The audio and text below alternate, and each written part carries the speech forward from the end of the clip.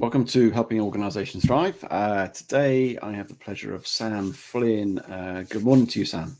Good morning. Thank you for having me. Good to have you. Good to see you. Good that you're on the show today. You are a digital wellbeing and social media coach, trainer and speaker. And you help people manage their relationship with the digital world. And we're going to be exploring a bit about that, exploring the digital culture in reference to productivity, well-being and focus and attention. So before we get into that conversation, I always ask my guests, what do you love about what you do, Sam? Yeah, I love that it leaves people, individuals, feeling more fulfilled and joyful, which isn't the initial kind of goal in what I do, but actually it is the end result. And a lot of people I speak to say exactly that, like, I'm getting more out of life now. So that to me is like the ultimate reward that I can hear people saying, I'm actually feeling more fulfilled and more joyful in my own personal life, my working life. So yeah, that means a lot to me.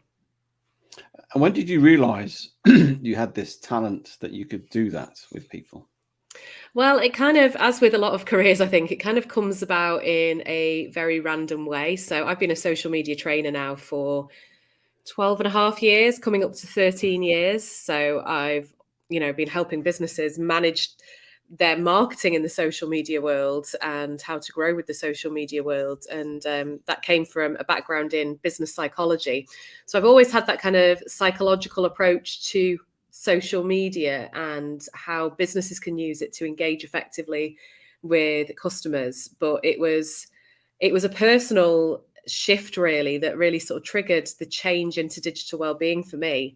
And that was very much pandemic driven, when I found myself home alone with 3 young children and trying to run a business. My husband got to leave the house every day because he worked in construction. So he got to leave the house at 6:30 in the morning, come home at 6:30 at night. And I had to somehow keep my business running and deliver training with 3, at the time, very young children at home. And my phone became my friend. I had it permanently glued into my hand because it was the easiest way for me to get stuff done and sort of, be helping them with schoolwork or, bouncing my baby on my knee and that kind of thing. So it very quickly became an addiction for me. And thankfully, I acknowledged that. I noticed my mental health slipping. I took steps then to really reduce my phone use and change my relationship with the digital world. And it was from that it just got me thinking, really. It opened up my creativity and my psychological brain and got me thinking about how many other people are struggling with this and how is this also infiltrating businesses, because the digital world's just so huge now and part of everything we do. And unfortunately, it's not always a positive thing. So it just became something I started talking about more and more on social media. To the point that people were, saying to me, like, this has made a massive difference. Like, you kind of giving these tips and helping me with this has made a huge difference. And I thought this could be it. Let's go for it. Let's put myself out there as a digital wellbeing coach. And I'm so glad I did. Yeah, and I'm glad you did, because I think we are in an absolute digital world now. In everything we do, we all walk around with these phones, and you look at the train station, bus stops, anywhere. There's even people are sitting outside. Everyone's looking at a phone. We all do it, and yeah, absolutely. I think what you described there is fairly common in terms of what people. And I want to understand a bit more from an organizational point of view. How has this digital culture impacted sort of productivity in the workplace, and what are some of the common challenges that organizations face as a result of this?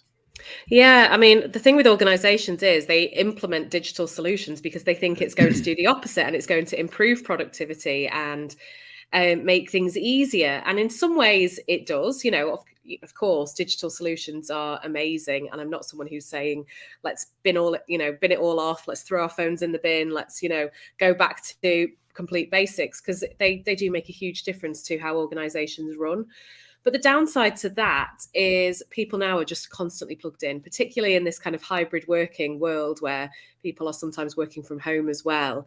It means there's things like there's not that switch off time anymore. There's not that kind of point of like, right, I've got to go and get my bus, get my train, leave the office, and that's it. I can't look at anything until I'm back in the office the next day. It follows us home. It is home with us.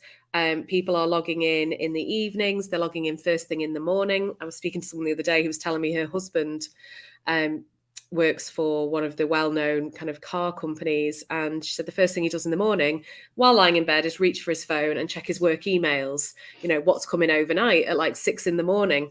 And then we've got people checking in on holiday, so again, don't have that switch off time when they're on their annual leave.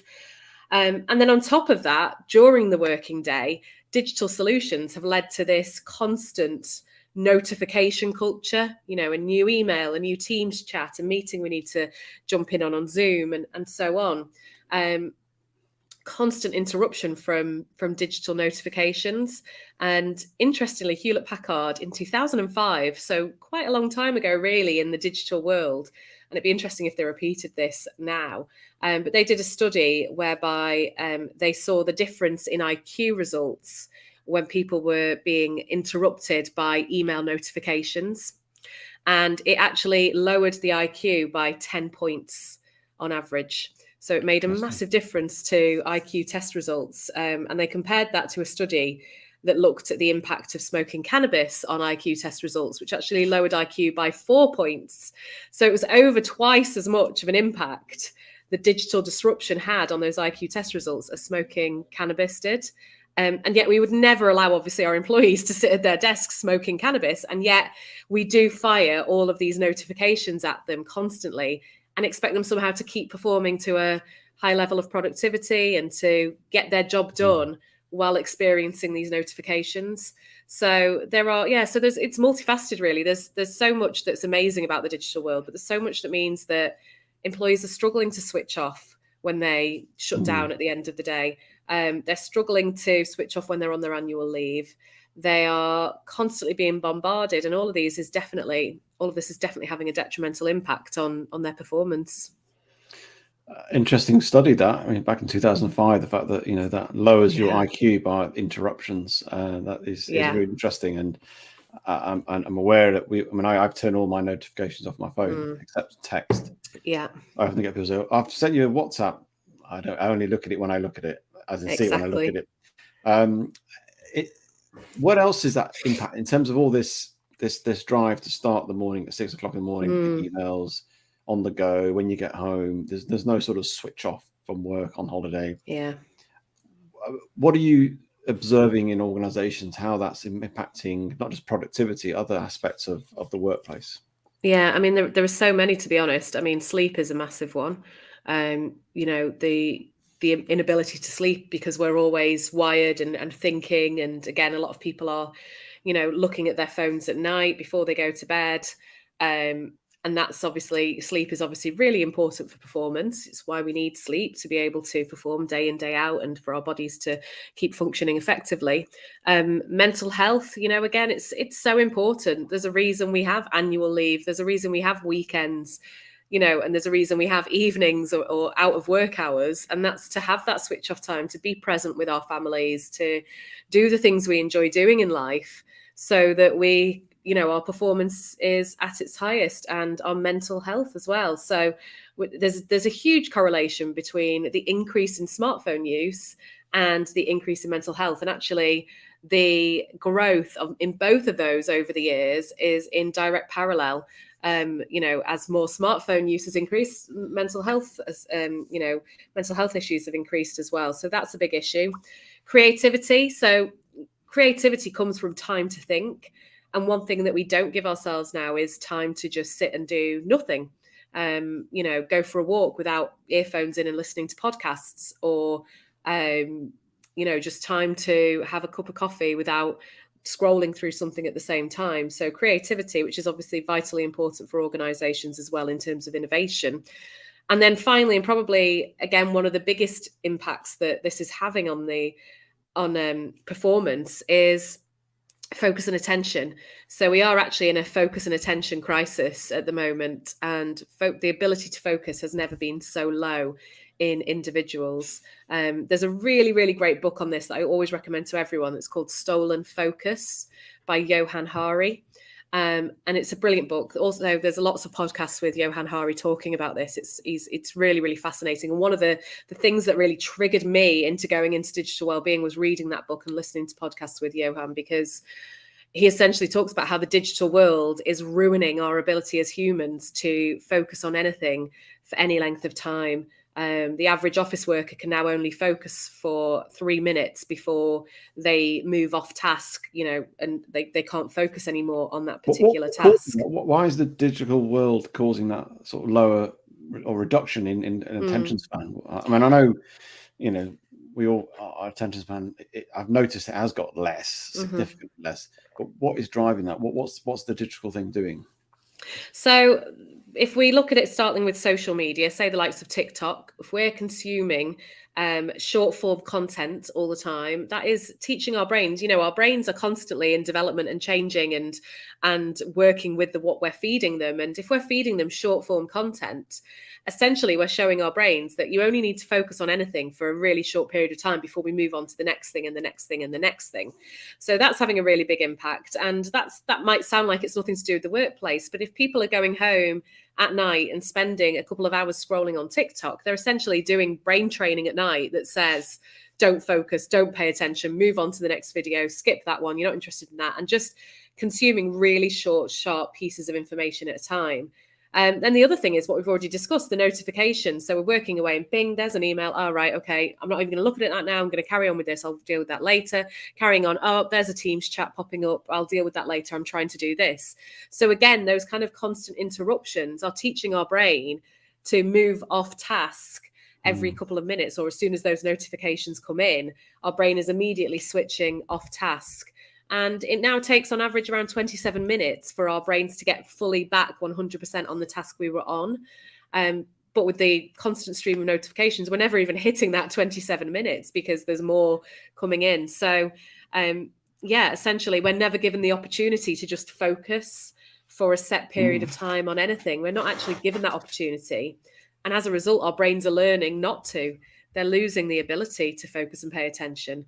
And all is not lost. So how do we sort of train our brain? I mean, besides just stop watching TikTok, but what else can we do to try and positively train our brains to increase our focus and attention? Yeah, and we absolutely can. Just as much as we've trained our brains to not focus and pay attention, we can do the opposite. You've already mentioned one of them. Do things like turn off all your notifications, so you're not giving the opportunity for notifications to cause that interruption.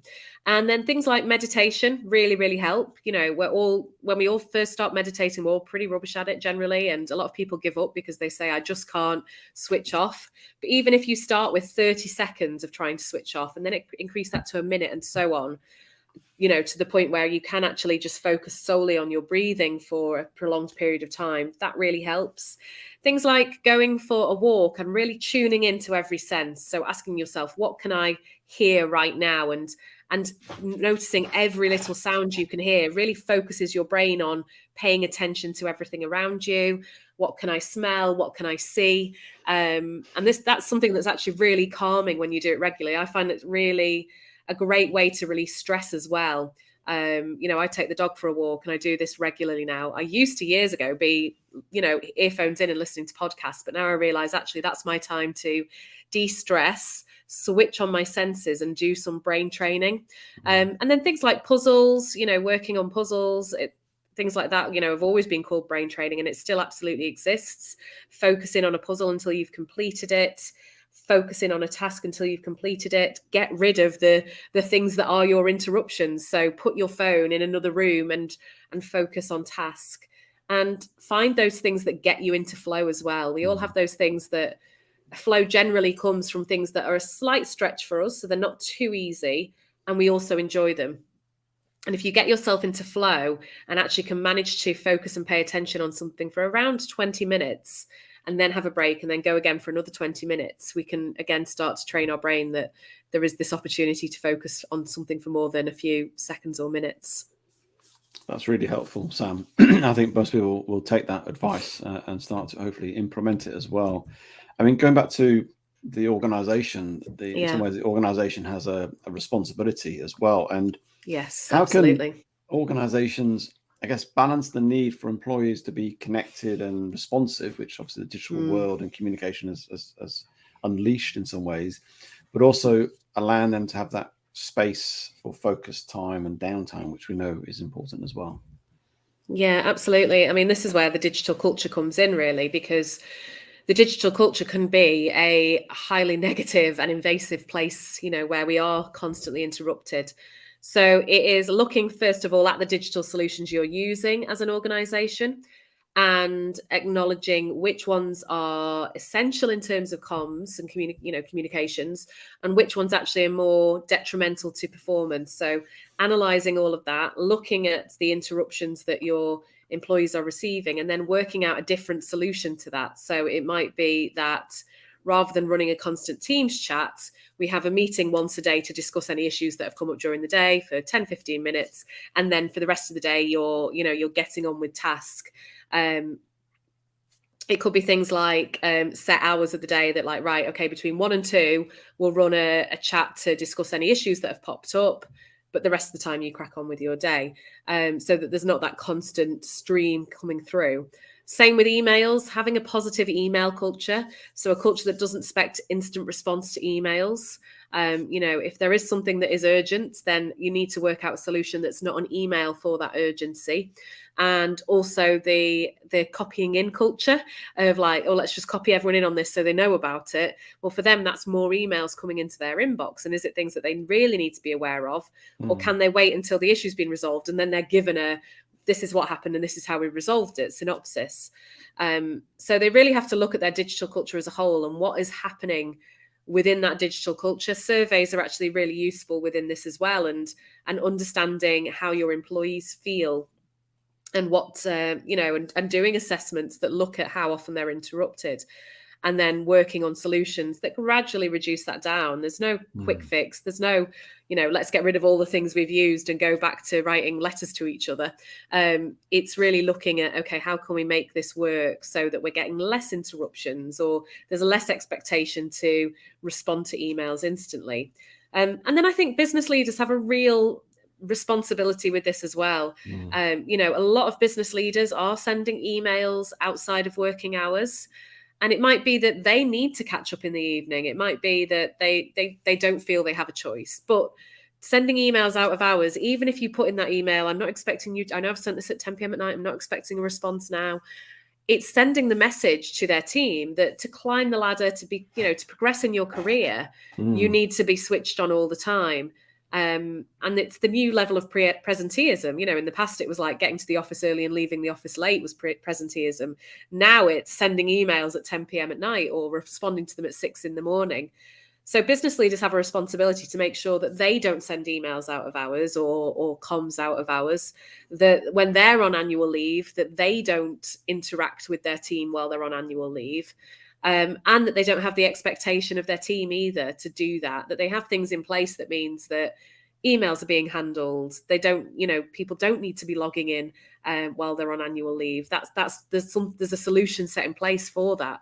And I think once you do all that, it just makes a massive difference to performance because people are coming back to the workplace refreshed. They have that switch off time. And yeah, I think business leaders have that real responsibility now to be positive digital role models. Yeah, I was going to say, I think you touched on something quite powerful there, that it's all very well putting policies in place and verbatims of what you should do and how you should do things, but actually it's the role modeling in the workplace is the key, isn't it? It's almost like, if we're saying don't send emails after 6 o'clock or whatever it is, or don't do this, don't do that, or do this, the leader has to sort of initiate that and show that.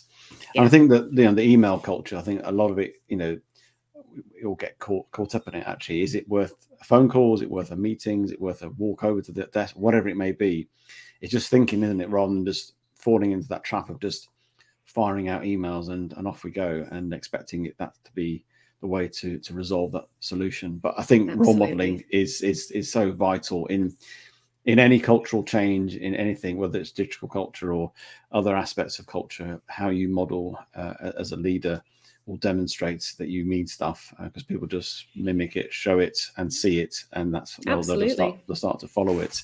No, absolutely agree. It's obviously challenging, and just flipping it. How do we change that behavior when somebody is working late at night? I'm not talking a leader, I'm talking somebody who's not a leader, or somebody is sending stuff early, or I don't know, you can see they're getting how do we intervene there in a way that's still positive without, because you want to keep that hunger for people who want to sometimes work hard, and there's seasons in work, isn't it? It's not all about working 9 to 5 and that's it. Actually, you have to work a little bit harder, because success at times, and it's just balancing, isn't it? I guess. So how do we I guess challenge those behaviors? Yeah, it's tricky because you don't want to be telling them off, as you say, because it is, they're seeing it as a positive, like I'm putting in the time, I'm putting in the effort, I'm committed.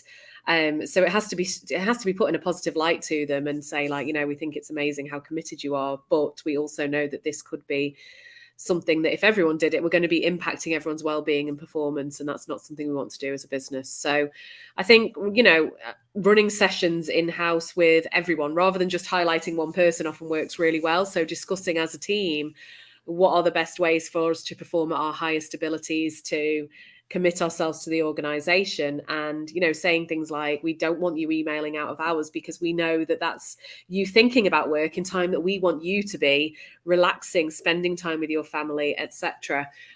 So often that works on a bigger kind of, let's do this as a team, rather than, or you come and sit down, we need to talk to you about the fact you're sending emails at 6 a.m. and 10 p.m. So doing it as kind of a team, like, right, we all agree this is how we're going to run now as a team, works really, really well. And just highlighting, asking them and having the conversation with them as well about, do you feel you've got enough time in the day to perform? We've seen you sending emails out of hours. Is there some way we're holding you back in being able to do that within work time? Are you too stretched? Which a lot of people are now, let's face it, businesses are cutting back on costs, they're making redundancies, and the work still needs to be done. And a lot of people are taking on excessive workload that is meaning they're having to work outside of hours. So that has to be addressed too.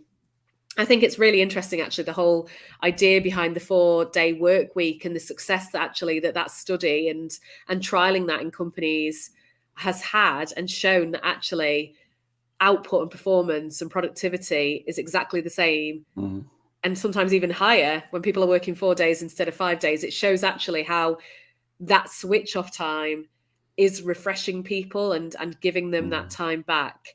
And also squeezing their time is making them more productive. So I think it's something that really kind of highlights this point to leaders, in a sense that, if we can discuss with people, okay, in what ways are they stretched and cannot perform and cannot, do their job in the time that they've been allocated to do that job, and how can we work on that so that they don't have to be logging in out of hours.